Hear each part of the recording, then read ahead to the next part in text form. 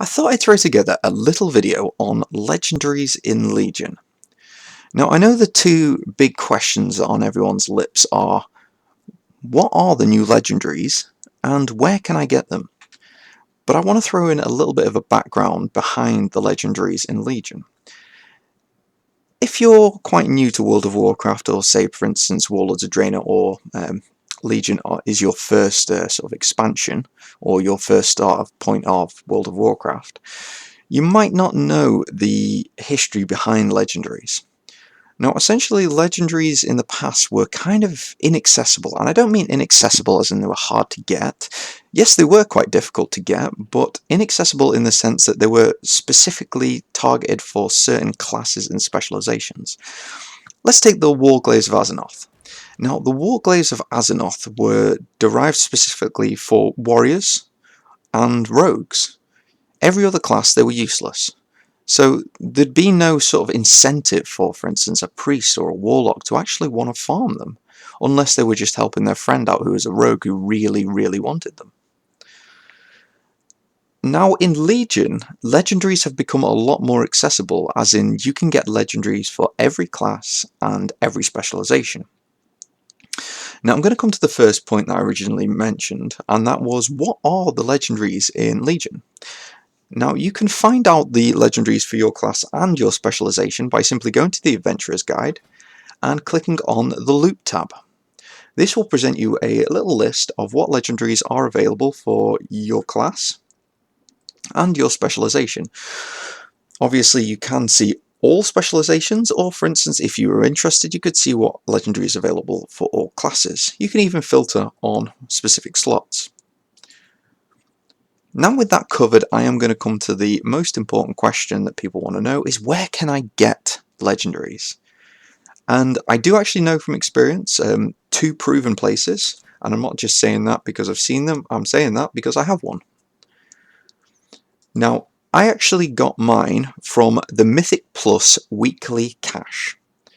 Now what that is a little cache inside, or in this case it's in Skyhold, and it's called the Grand Challenger's Bounty. This sort of chest should be available for all classes. You've just got to find it in your class hall. And when this, well, basically this gets populated at the beginning of each week. Now, this will only be populated if you actually have done Mythic Plus dungeons that previous week. Now, for instance, I did a Mythic Plus 4 the last week, and therefore I actually got a couple of items. It wasn't just the legendary chest. Now, the legendary chest is not guaranteed to be. My legendary chest wasn't guaranteed to be in the cache. It was just pure luck that it was there, and I was stoked when I got it. What actually was there for me, which you would kind of expect, was this Mythic 4 Warforged chest. Now, essentially that might not have been Warforged, it's just been a Mythic 4 item. Also was another Keystone, and that would obviously make me accessible to a Mythic level 3 dungeon. Now obviously I got a Mythic level 3 dungeon because we didn't actually clear the Mythic 4 dungeon in the allocated time slot. I believe if we would have, that should be a Mythic 4 or a Mythic 5 keystone. But the cache isn't the only place you can actually obtain legendary items. You can also obtain legendary items from dungeons, and not just Mythic dungeons. If I'm correct, they drop from Heroic and Normal. So if you're really after that legendary item, all I'm going to tell you now is probably the fastest way is to just jump on Group Finder and find Group. I feel like one of the fastest ways to probably get legendaries is to absolutely just hammer through random Legion Heroics. Now, when I say they do drop in Normal and Heroic and Mythic, obviously the chance of drop scales significantly. In Mythic, you're going to have a much higher chance of a legendary item over a normal dungeon boss. And therefore, if you do all your Mythic dungeons that week, you have a much higher chance of getting a legendary item. Whereas opposed from just doing normal runs, you've got a lower chance.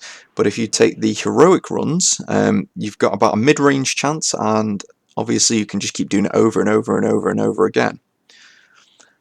Now, other places that legendary items can drop are world bosses, so always remember to do your world bosses, and world quest caches.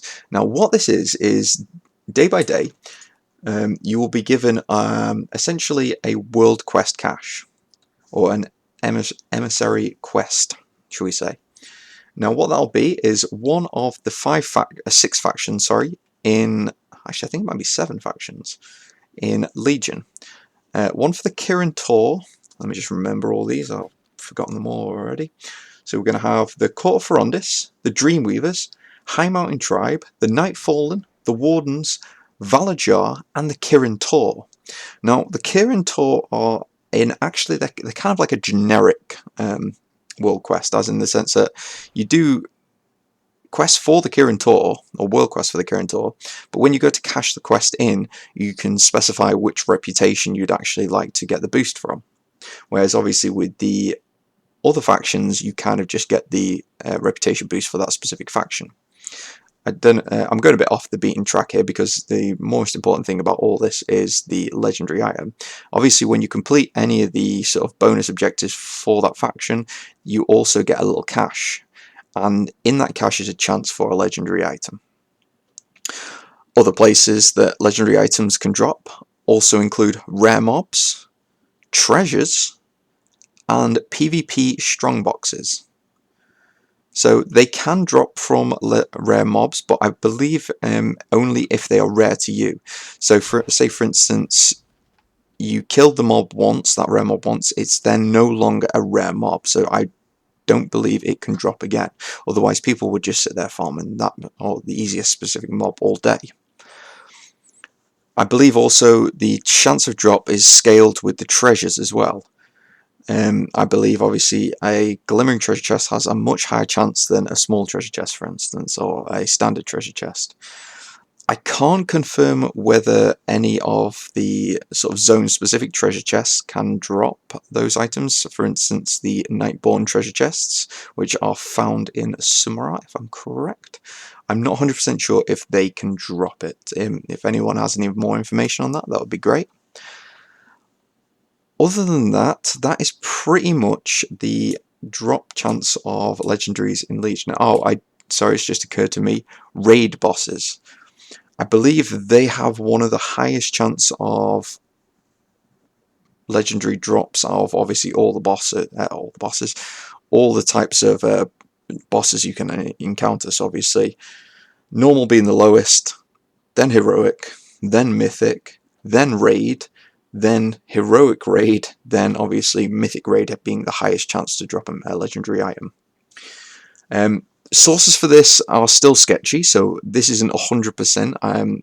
I've only got bits and pieces to back this up based off obviously myself and my friends' experiences. But legendary items certainly do drop from these places.